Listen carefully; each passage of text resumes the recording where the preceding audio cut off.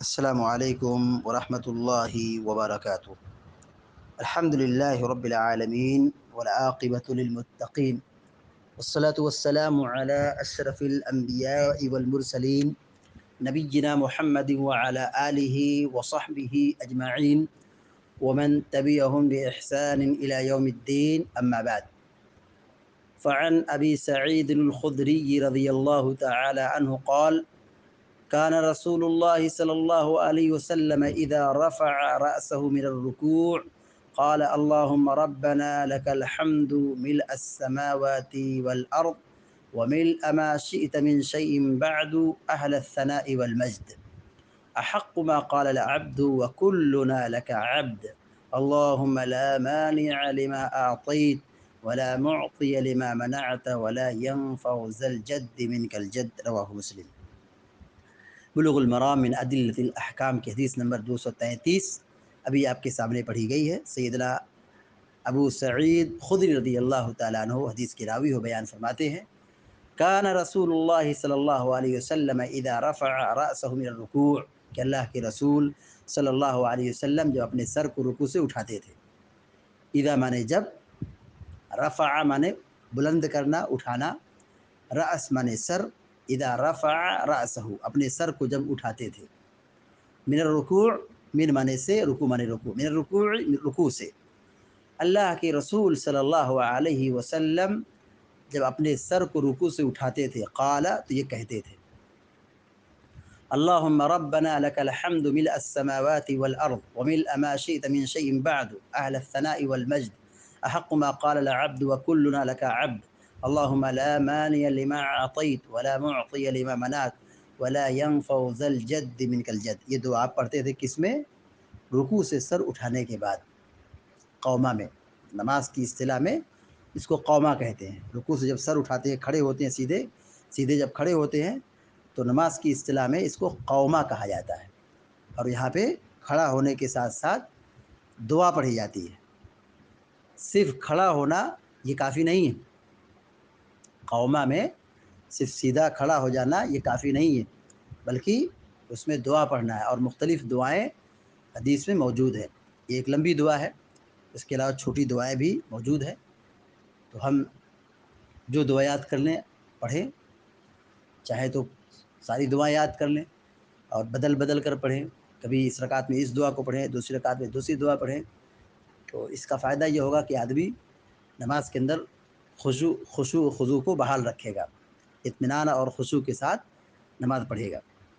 بہرحال دعا کا ترجمہ دیکھیے: اللہم ربنا لک الحمد، اللہم اے اللہ، ربنا اے ہمارے رب، اے ہمارے پروردگار، لک الحمد، لک مانے تیرے لیے، الحمد مانے تعریف، ملء السماوات والارض، مل کے معنی ہوتا ہے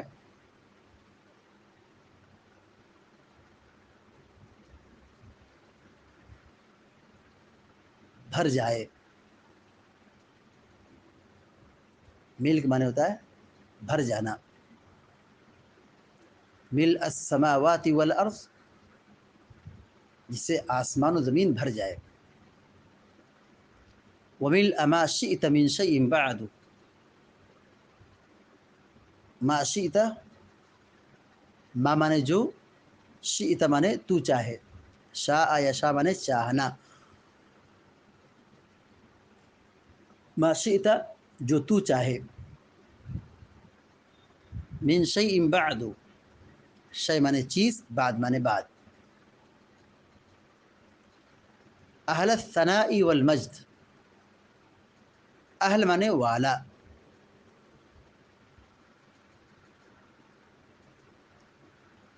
ثنا مانے تعریف، مجد مانے بزرگی، احق ما قال العبد، احق زیادہ حقدار، ما قال العبد ما مانے جو، قال مانے کہا، العبد مانے بندہ، احق ما قال العبد،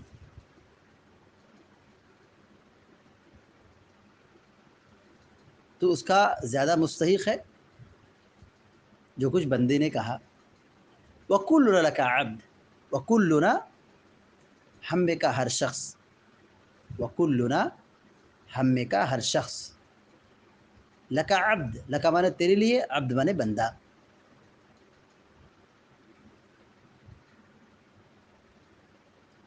اللہم لا معنی لما اعطیت، اللہم اے اللہ، لا مانع نہیں ہے کوئی روکنے والا، مانع روکنے والا، لا مانع نہیں ہے کوئی روکنے والا،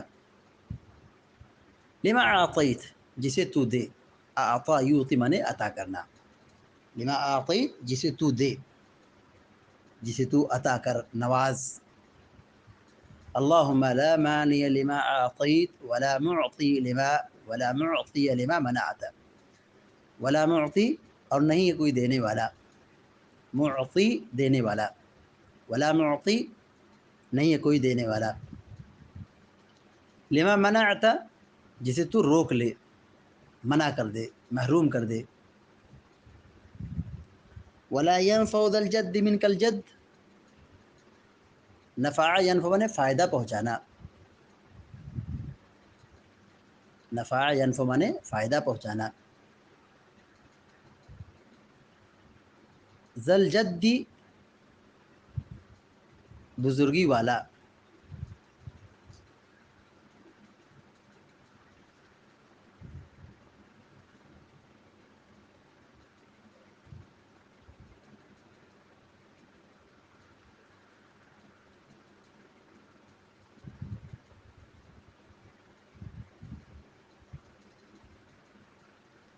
ولا ينفع ذا الجد منك الجد،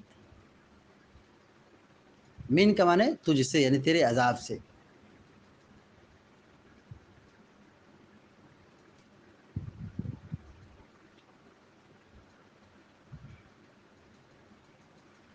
اب آئیے حدیث کی طرف.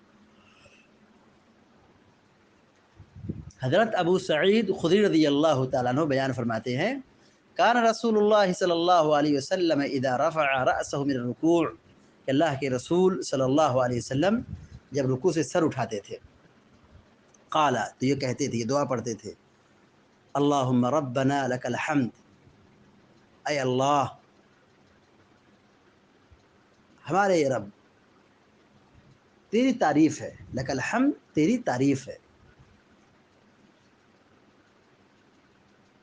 ملء السماوات والارض، کتنی تعریف ہے؟ اتنی تعریف کہ جس سے زمین و آسمان بھر جائے.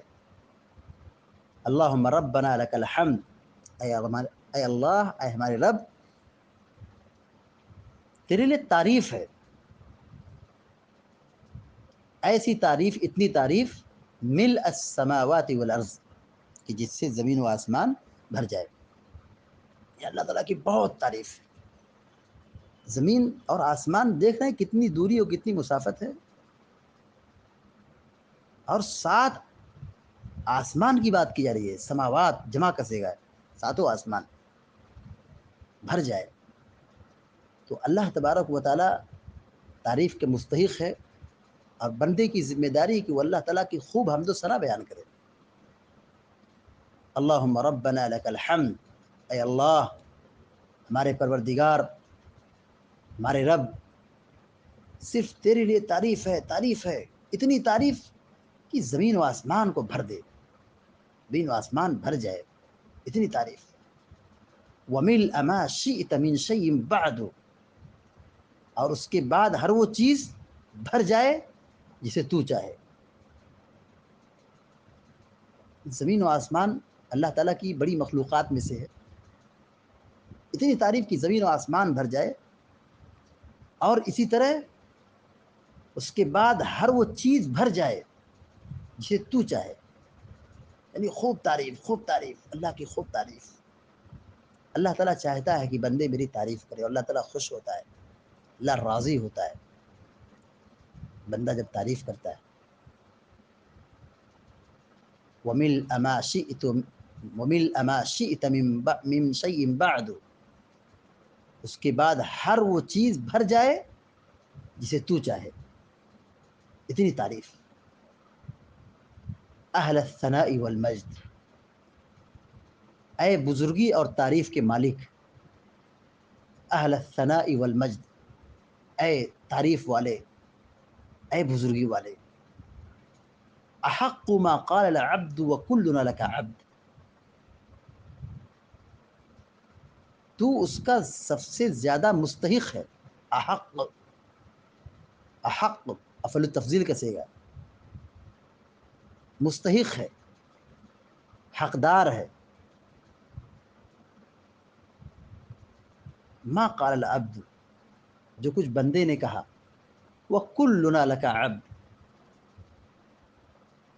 اور سبھی تیرے بندے ہیں. ہم میں کا ہر شخص کیا تیرے بندے، سارے انسان تیرے بندے، سب بندے ہیں. اللہم لا مانع لما اعطیت ولا معطی لما منعت ولا ينفع ذا الجد منك الجد. اللہم اے اللہ، لا مانع لما اعطیت، کوئی روکنے والا نہیں، کوئی چھیننے والا نہیں جسے تو عطا کر دے. اللہ تعالیٰ جسے دے دے، کوئی چھیننے والا نہیں، کوئی روکنے والا نہیں. ولا معطی لما منعت، اور کوئی دینے والا نہیں جسے تو روک لے. یہ اللہ نہ دے تو کوئی دینے والا نہیں.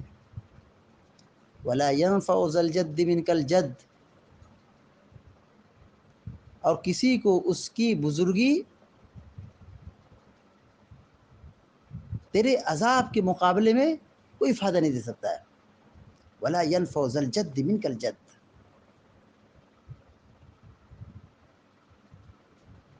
اور کسی کو اس کی بزرگی، اس کا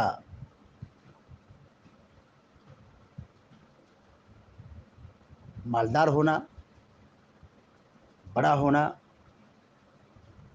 فیمس ہونا اور عظیم اور برتر ہو جانا، اللہ کے عذاب کے مقابلے میں کوئی فائدہ نہیں پہنچا سکتا ہے. یہ توحید کا کلمہ ہے. یہ قوما کی نماز میں رکوع کے بعد کی دعا ہے، جس میں خالص توحید کا بیان ہے.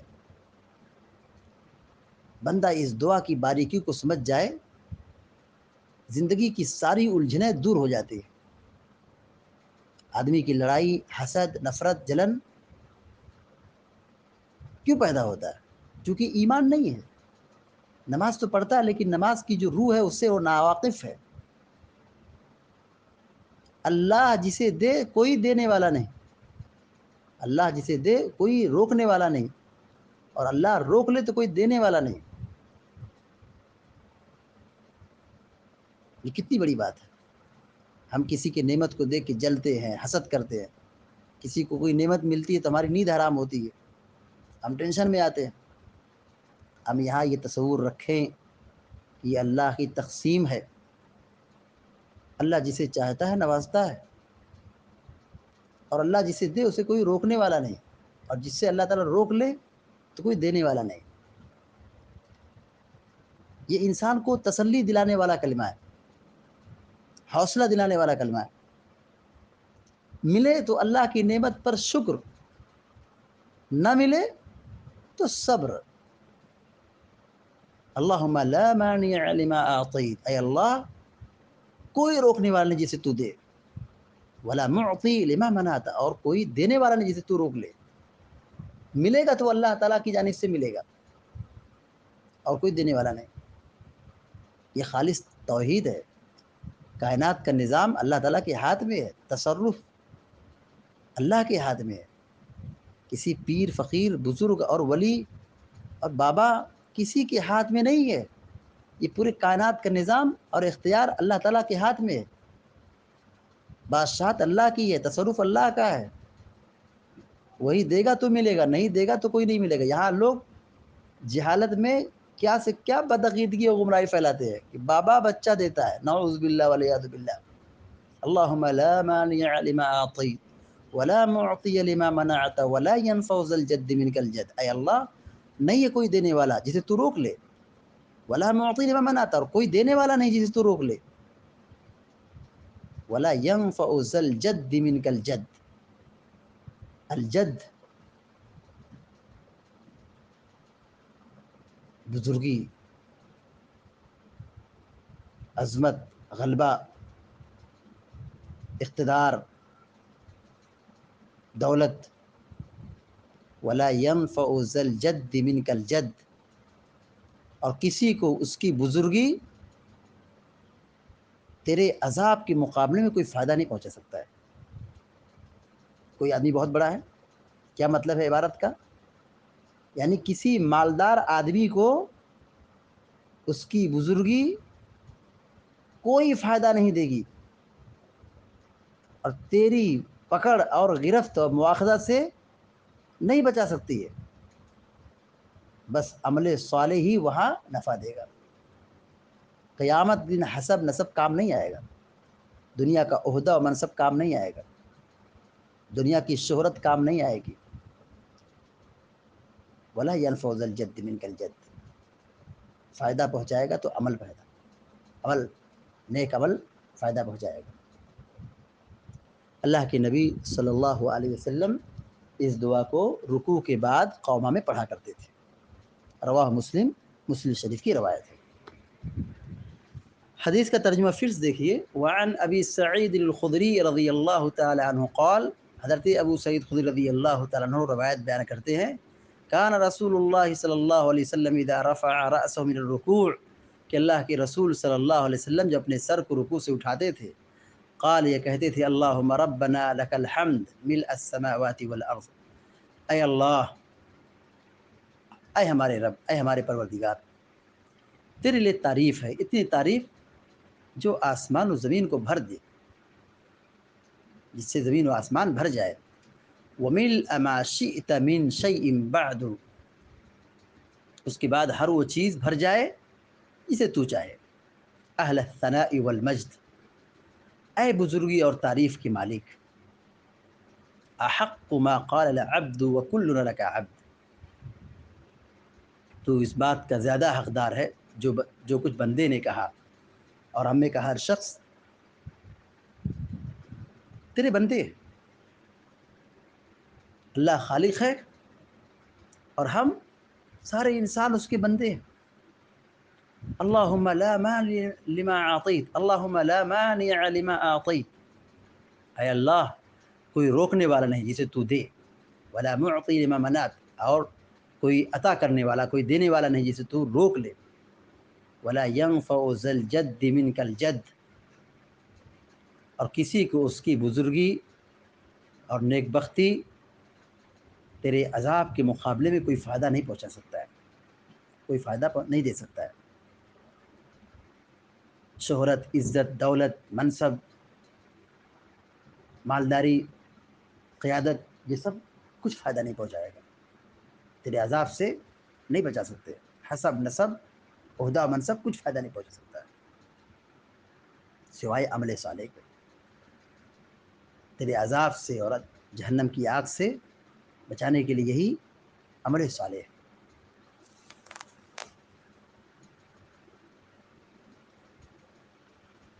آپ غور کیجئے،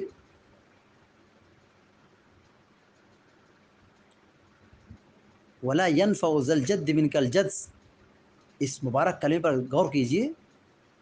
اس سے واضح ہوتا ہے کائنات کے مالک و خالق کے پاس محض دنیاوی جاہ و جلال اور عظمت و بزرگی کچھ بھی کام نہ دے گی، اور نہ کسی حسب نسب کا امتیاز کچھ فائدہ مند ثابت ہوگا. وہاں تو عمل صالح کی قدر و قیمت ہوگی، اور بس کسی کا عالی نسب ہونا، بزرگوں کی اولاد ہونا، کسی معروف و مشہور خاندان سے متعلق ہونا عذاب الہی سے نہیں چھڑا سکتا ہے. اگر ایسا ہوتا تو نوح علیہ السلام کا بیٹا، ابراہیم علیہ السلام کے باپ اور نبی علیہ السلام کے حقیقی چچا ابو طالب عتاب الہی اور عذاب الہی کا شکار نہ ہوتے. پیارے نبی صلی اللہ علیہ وسلم نے اپنے خاندان والوں کو بلا کر صاف طور پہ کہہ دیا، عمل صالح کرو ورنہ اللہ کے عذاب سے بچنا مشکل ہے. اور اپنی بیٹی فاطمہ رضی اللہ تعالیٰ عنہ سے صاف فرما دیا کہ میری بیٹی، میں تجھے عذاب الہی سے ہرگز نہیں بچا سکتا۔ گھمنڈ اور خوش فہمی مبتلا نہ رہنا کہ میں نبی آخر الزماں صلی اللہ علیہ وسلم کی بیٹی ہوں۔ محض میری بیٹی ہونا تجھے اللہ تعالیٰ کے عذاب کی گرفت اور پکڑ سے نہیں بچا سکتا ہے۔ عمل صالح کیا کرو جو تجھے عذاب الہی سے بچا سکے۔ اولو العزم پیغمبروں اور خاص کر رسول اللہ صلی اللہ علیہ وسلم جب اپنی اولاد سے یہ فرما دے تو اور کون ہے جو غرور نسب میں مبتلا ہو کر بھی کامیاب و کامران ہو جائے؟ تو اللہ کے عذاب سے بچنے کے لیے عمل صالح ضروری ہے۔ عمل صالح کے بغیر کہیں نجات اور چھٹکارا نہیں ہے۔ آدمی دنیا میں مشہور ہو، دولت سے لبریز ہو، بڑا آدمی ہو، اللہ کے عذاب سے نہیں بچ سکتا ہے۔ اللہ کے عذاب سے نہیں بچ سکتا ہے۔ یہی آخری کلمہ وَلَا يَنْفَعُ ذَا الْجَدِّ مِنْكَ الْجَدِّ، کسی کو اس کی بزرگی اور اس کا اقتدار اور اختیار تیرے عذاب کے مقابلے میں کچھ فائدہ نہیں دے سکتا ہے۔ اس حدیث سے جو باتیں معلوم ہوئی، نمبر 1، قوما کی حالت میں اس دعا کو پڑھنا چاہیے۔ قوما میں اس دعا کو پڑھنا چاہیے۔ امام کے لیے بھی یہی حکم ہے، مقتدی کے لیے بھی یہی حکم ہے، اور فرض اور نفل دونوں نماز میں، فرض اور نفل ہر نماز میں رکوع کے بعد اس دعا کا پڑھنا مسنون ہے۔ دوسری بات یہ معلوم ہوئی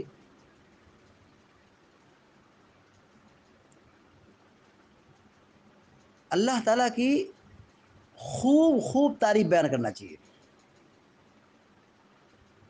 اللہ تعالیٰ کی خوب خوب تعریف کرنا چاہیے۔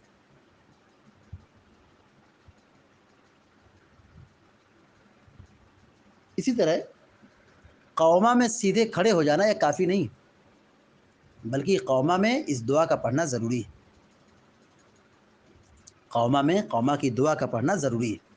بہت ساری دعائیں ہیں، جو دعا یاد ہو پڑھ سکتے ہیں۔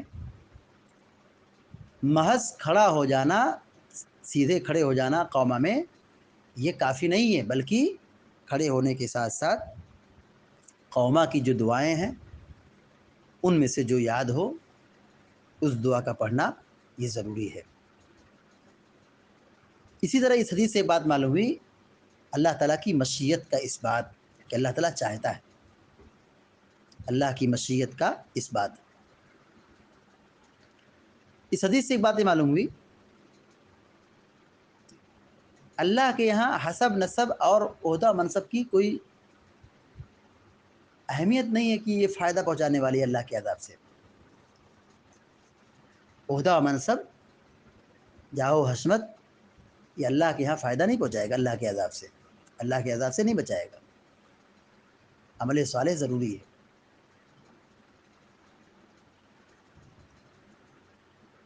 اسی طرح اس حدیث سے ایک بات معلوم ہوئی کہ اللہ تعالیٰ دینے والا ہے، اللہ دے گا تو ملے گا، نہیں دے گا تو نہیں ملے گا۔ کائنات کا پورا اختیار اور اقتدار اللہ تعالیٰ کے ہاتھ میں ہے، اللہ رب العالمین کے ہاتھ میں۔ تصرف اور حکومت یہ اللہ رب العالمین کی ہاتھ میں ہے۔ اس حدیث سے ایک بات یہ معلوم ہوئی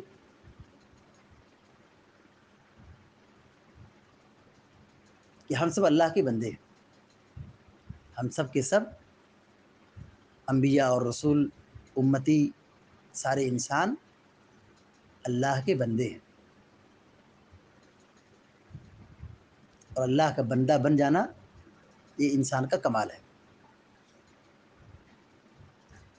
ہم اللہ کے بندے بن جائیں، اللہ کی عبادت کرنے والے بن جائیں، یہ ہم سے مطلوب ہے، اور اللہ نے ہم کو اسی لیے پیدا کیا ہے۔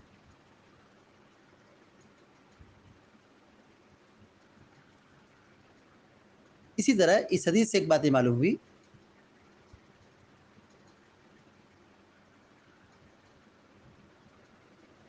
پیارے نبی صلی اللہ علیہ وسلم بشر تھے، نبی کریم صلی اللہ علیہ وسلم انسان تھے، آپ کے اندر الوہیت کا کوئی وصف یا ملکی کوئی صفت نہیں تھی، آپ فرشتے نہیں تھے، آپ کیا تھے؟ انسان تھے، بشر تھے۔ کہاں سے استدلال کیا گیا ہے؟ اپنے سر کو اٹھاتے تھے، سر کو اٹھاتے تھے۔ سر کا اٹھانا اور سر، یہ بشریت کی دلیل ہے۔ اللہ تعالیٰ سے دعا ہے کہ اللہ تعالیٰ ہم سب کو، آپ سب کو علم نافع اور عمل صالح کی توفیق عطا فرمائے، آمین یا رب العالمین۔ وصلی اللہ علی نبینا محمد وسلم تسلیما کثیرا۔ والسلام علیکم ورحمۃ اللہ وبرکاتہ۔